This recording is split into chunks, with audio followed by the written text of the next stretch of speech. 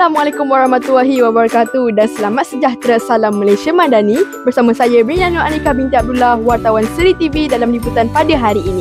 Pada 11 Oktober yang lalu, SMK Seri Pekalan telah mengadakan acara Merentas Desa Peringkat Sekolah.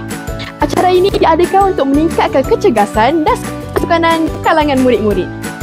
Bila ditolak jatuh bangunlah semula.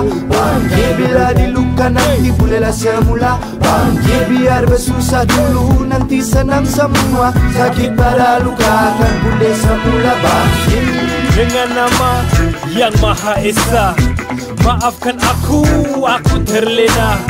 Mata buka tapi aku leka. Sekarang kita sedia pasang deria, kita lebih beka. Siap gerak gempur, sedia rentap tempur. Rendah onak lumpur, maju tiada undur.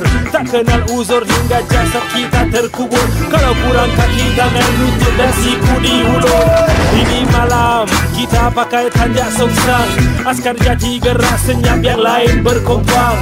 Berani segerombolan tak takut bila seorang. Kuatkan mental jangan biar ada yang berlomba. Bangkit bila ditolak jatuh bangunlah semula. Bangkit bila diluka nanti bolehlah semula. Bangkit biar bersusah dulu nanti senang semua. Sekian sahaja liputan kita pada hari ini. Saya Brina Nur Anika binti Abdullah, wartawan Seri TV. Jumpa lagi semua. Assalamualaikum. Bila dijajah boleh tak mana semula. Bangkit ingat petua dulu.